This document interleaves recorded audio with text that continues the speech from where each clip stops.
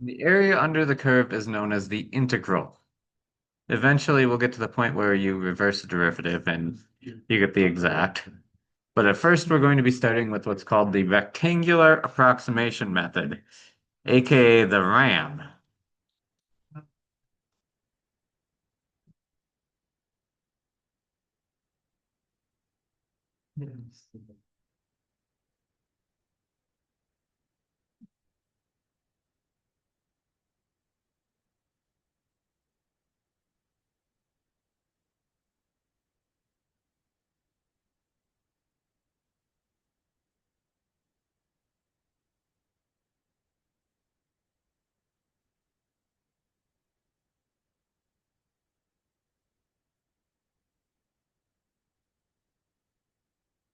So here is my function,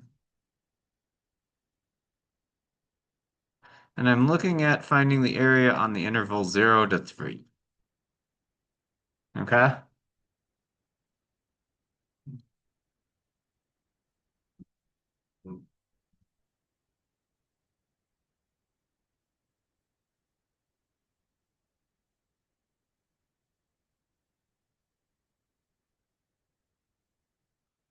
So I'm placing boxes in here.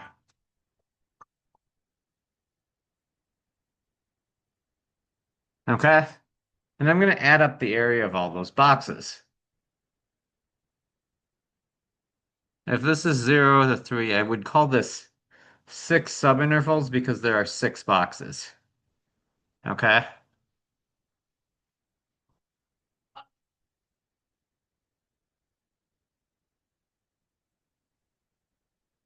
Which means what is the width of each box? Which is 1/2, right? So, if you'll notice the height of my box is determined by the left boundary.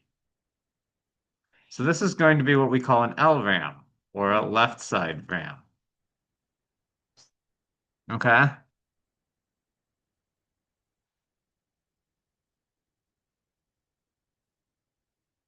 How do I determine the height of my box?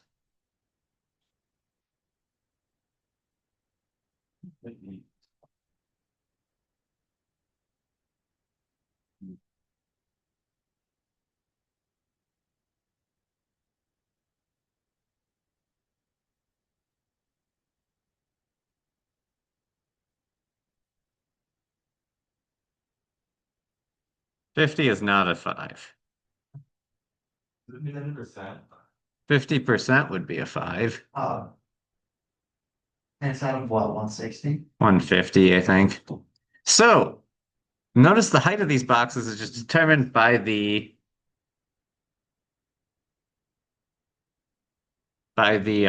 function. Okay? So, 0, 1/2 squared is 1/4, 1, 9/4,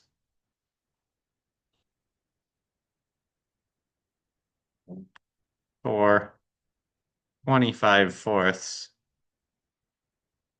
Notice I don't actually have one at 3. I'm going to put that on there for the purpose of my R RAM, though, because I'm going to do a right RAM in a second. Okay? So, the LRAM is adding up each of these times 1/2, correct? Yeah. So I'm going to factor out the 1/2, and I won't include my final endpoint.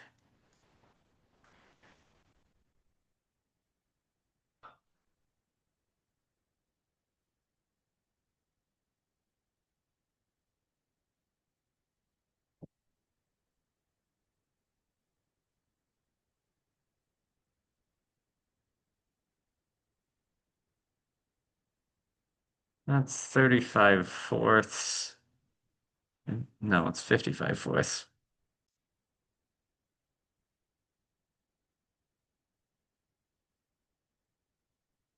55/8.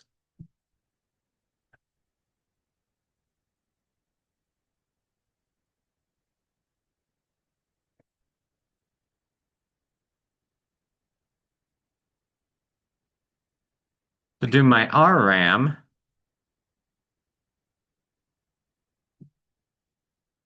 the RAM would look like this. It means I'm using the right side of the box as my height.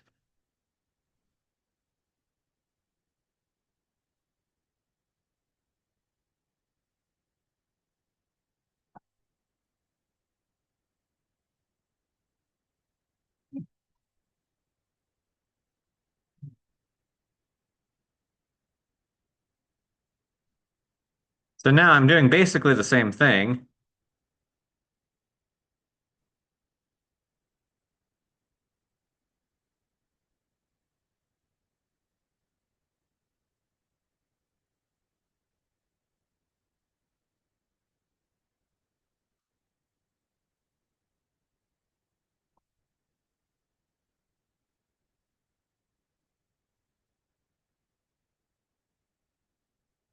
Five plus 36.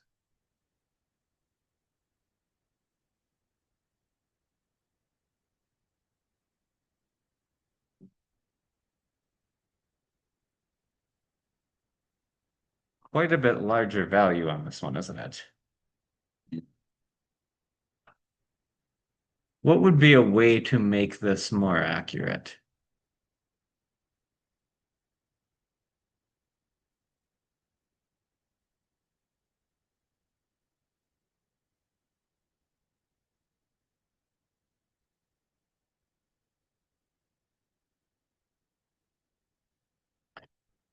What about putting more boxes in there? If I went by every fourth, that would be more accurate, wouldn't it? Yeah. I mean, I could average the two together. That's an option. I could put in more boxes. And what you're going to eventually do with the integral is essentially put in an infinite number of boxes.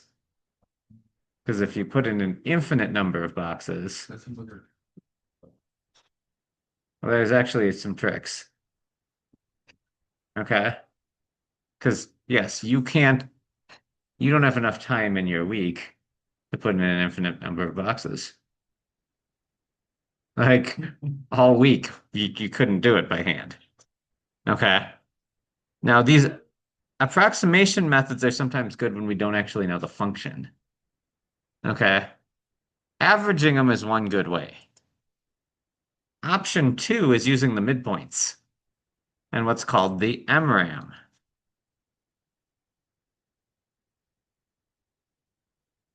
This is probably the most accurate for a number of subintervals. So using the midpoint between 0 and 1/2 would be 1/4. This makes sense what I'm doing? So I'm going halfway between each one of these essentially, oh yeah. using the midpoint of the box for my height.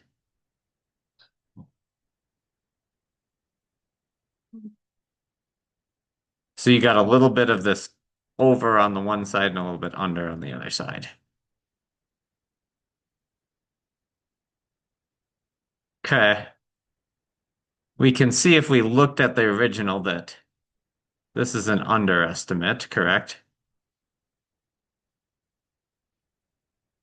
And it's not always that L is under, it depends on the shape of the curve. If it's coming down the other way, it would be an over. This was an overestimate.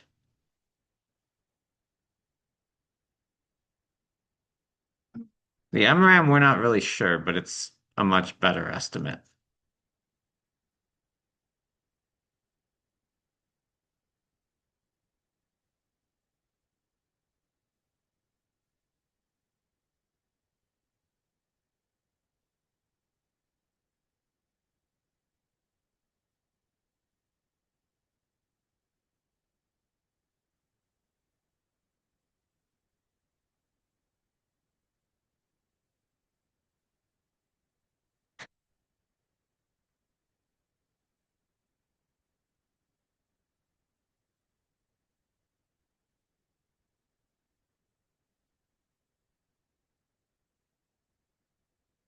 The width is still 1/2. Okay.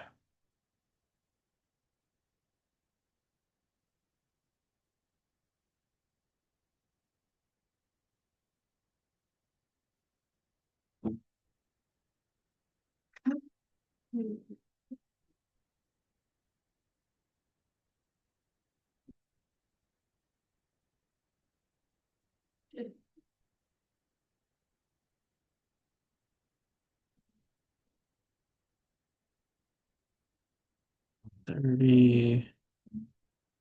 180, 261, 286.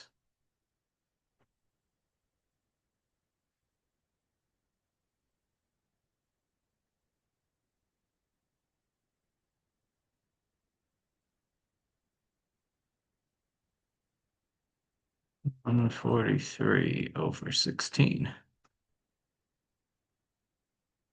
I don't think that can be reduced.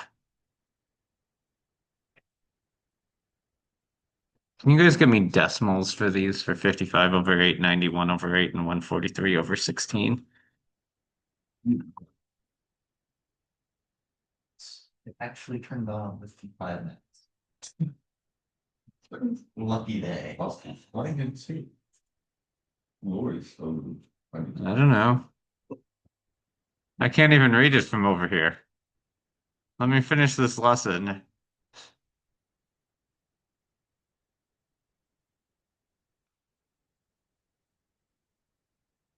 143 over 16 was 17.875.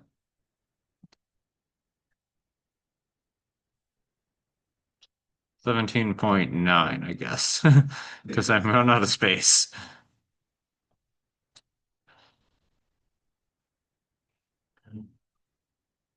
Was he the only one? I won 55 over 8 and 91 over 8. 17 seems too high. 143 over 16? Oh. We're not even over 11.3.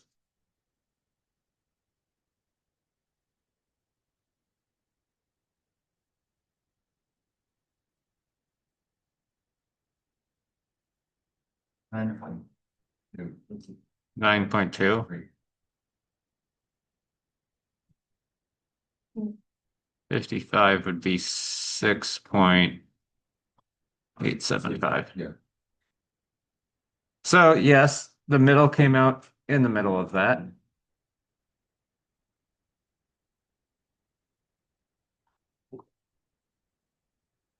Does that kind of make sense? Yeah.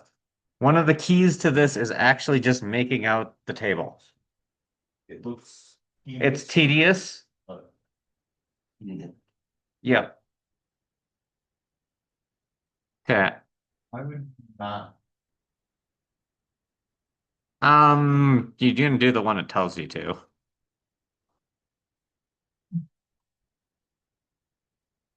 Why would you not? It's a little more work. It's a hassle. It's for It is way more accurate, yes.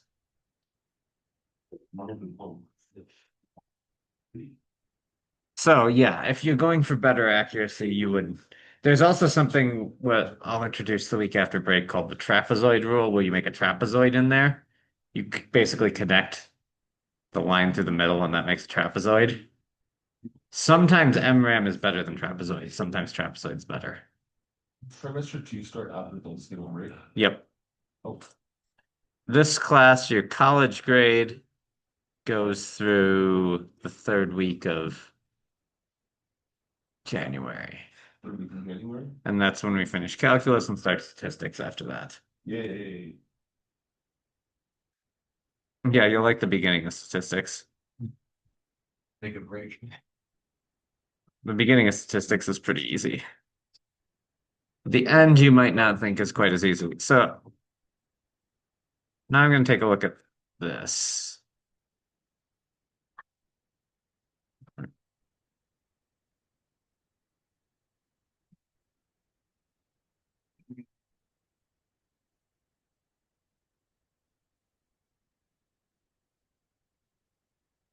So this is example 2 now.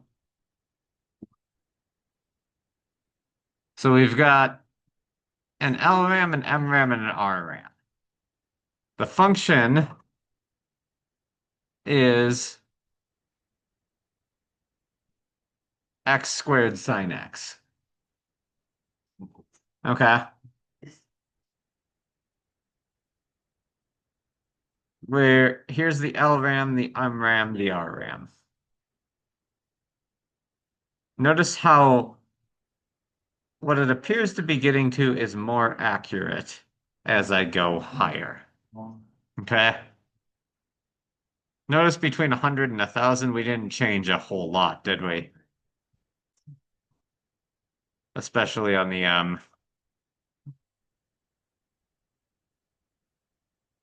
I was like, we do notice some changes on the L and the R. Okay.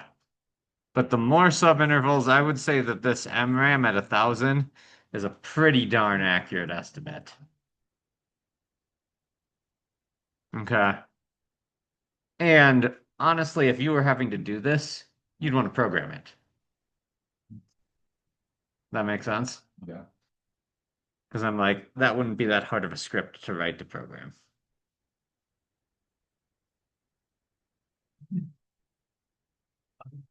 That would be that hard. That really wouldn't be that hard. You'd just run a loop for however many intervals you want, Yeah, there would be a lot. get them, and you just add as you go through.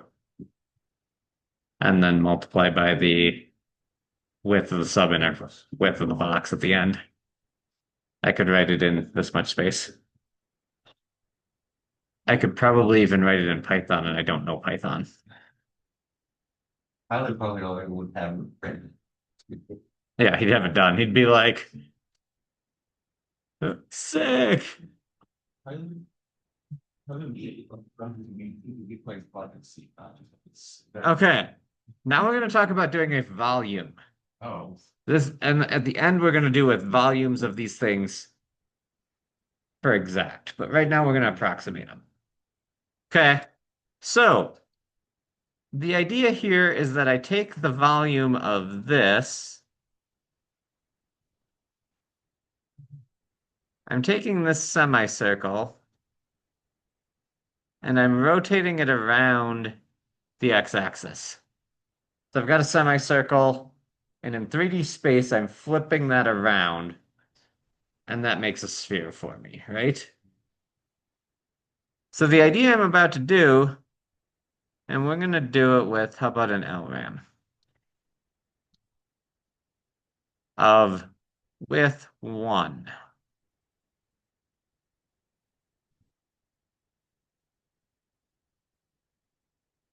What did the shape of my boxes become?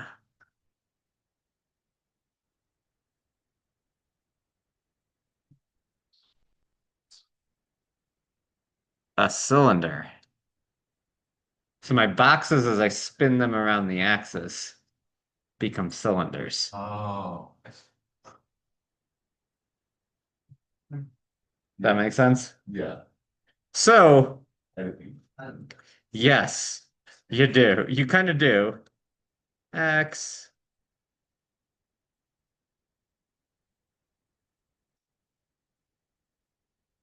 So the radius of these cylinders is going to be this, isn't it? It's going to be the y coordinate. I don't mind doing an LRAM because it's an underestimate on one side and an over on the other.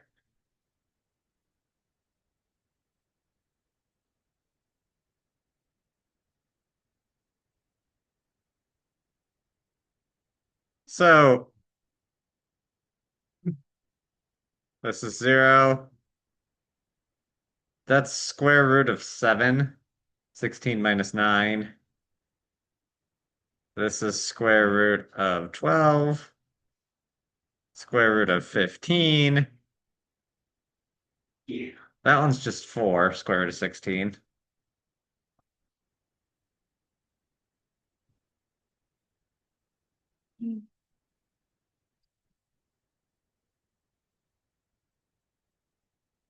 So doing the LRAM, I'm essentially doing pi r squared for each of these, right? The width of my box is 1. So the volume of a cylinder is pi r squared h. Well, h is 1. And so what I'm going to do is I'm going to factor out the h and the pi because those are the same in every one of them, right? But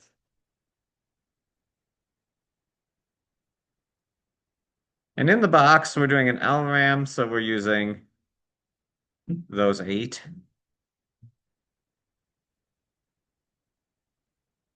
0 squared is 0. Square root of 7 squared.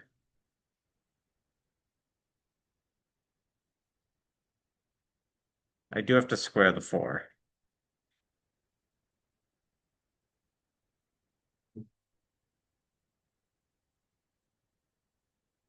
Okay, so I get pi times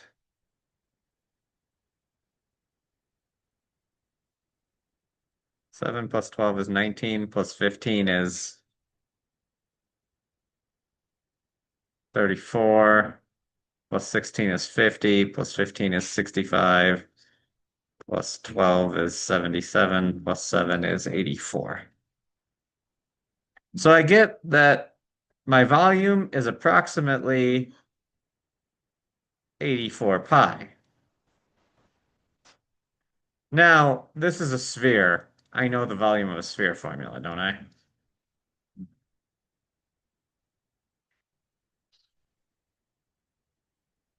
$64 times 4 is 256 thirds.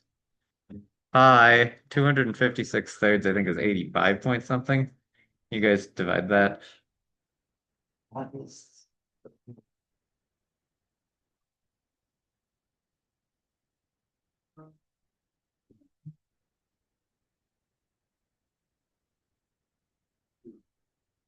5.3 degrees.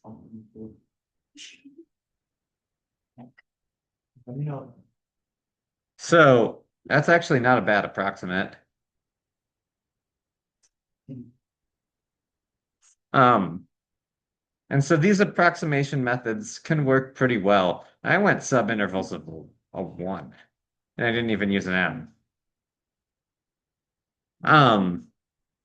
I don't see in real life, I don't see any reason why you would actually do this by estimating because we know the formula, but we're going to end up with a lot of curves where we don't know the formula.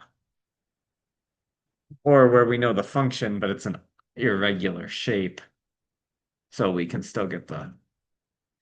Well, a very interesting application we did of this when I was in high school in AP Calc was they gave us the function for the outside and the inside of a fancy shaped light bulb. And they said, what's the volume of the glass? Do the outer volume minus the inner volume. And you could literally calculate the volume of the glass of the light bulb. You're like, actually, that's kind of interesting.